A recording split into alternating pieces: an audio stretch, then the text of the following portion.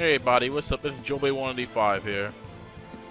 And today I got some more news about Tales of Berseria.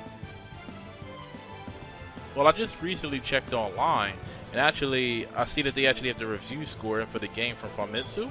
And the game so far sits at a score 35 out of 40 on Famitsu. While normally, yes, I'll be excited about the game scored pretty highly on Famitsu, but I don't know, I just feel a little iffy about that. Now, I'm not trying to say that the game does not deserve a score 35 out of 40. I'm not trying to bash Tales of Berseria at all. I'm actually pretty excited to play the game.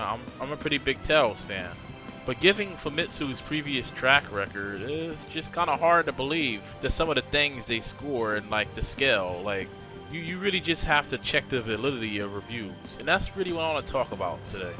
Now, for starters, I just want to say I'm no way bashing people who use reviews to buy games. I understand, no one wants to sit down and throw around and waste money on a game they really won't like, so they wait for reviews to just check and see how the game sits with public opinion. That I understand and I respect that, but please just hear me out, at least for this video.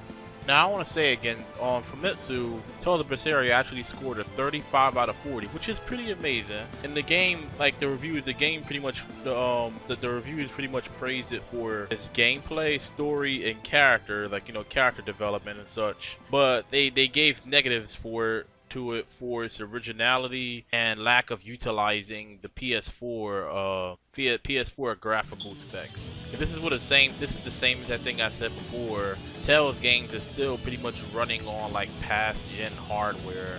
And I would really like for them to switch over to the PS4 hardware, so I can understand that being a negative. But it does make me wonder which version of the game they were reviewing, the PS4 or the PS3 version. Well, it seems like it's the PS4 version. Okay, well, this is the important thing. Let's put the review score for Tales of Berseria into perspective. Well, let's look at Tales of Exilia, for example. That's around the time people started to say that the quality started to decline, but it was also the time when Tales was hyped up the most. The game had gotten a 39 out of 40 on Famitsu. Now that's pretty much nearly a perfect score, very close to perfect score. So you will figure the game will be great, but no, the game was pretty disappointing for a good amount of people. I, for myself, I very much enjoyed it, but the general consensus was that it was an average to okay game. It was alright. Let's look at Tales of Berseria. Tales of Berseria. That game has gotten a 36 out of 40. Now, this is the problem here.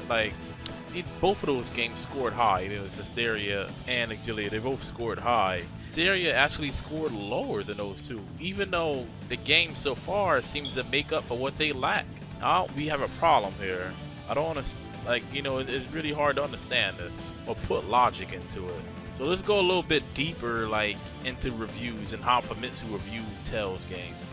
So let's jump right into the golden age of the Tales series, where most people wish the Tales series, where most people think the games were at its best or at its peak, around there. Let's look at Tales Symphonia for the GameCube. That game actually has gotten a 34 out of 40.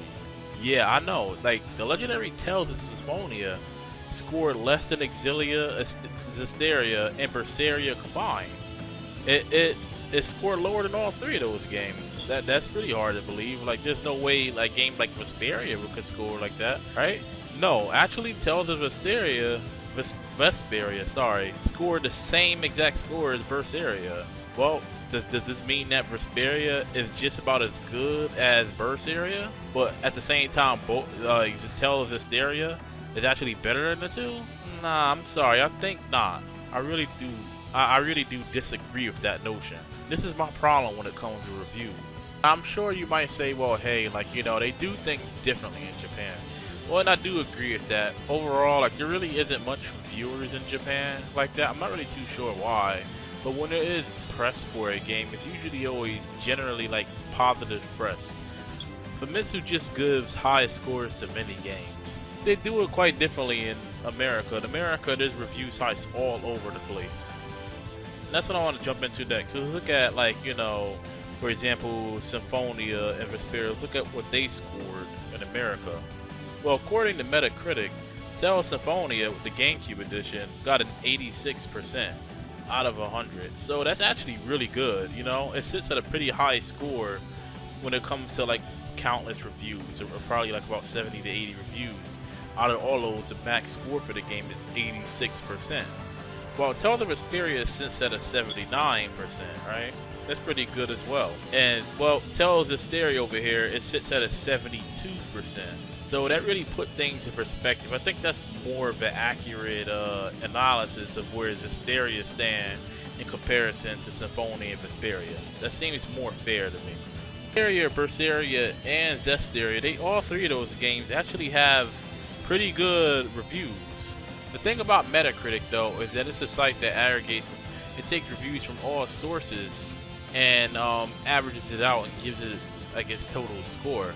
The thing is, with Tales of Berseria, like really, if you really want, even though it sits at a 72%, if you want to read a good review, there are good reviews for the game with people giving it 90s out of 100s, 80s out of 100s and stuff. But if you want to read a mixed to bad review, well, those reviews are there too. People giving it 60s out of 100 or like a 50 or so. You know, these reviews exist. And that's what I'm really saying, like, really, at the end of the day, a review, all it really is the individual's opinion, but it not be held as the end-all, be-all for whether or not that game is truly good or not.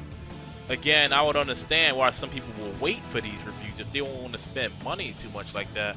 But I'm one of those people that really think that you should try a game out at least to get your own opinion. I don't know, like use something like GameFly or such.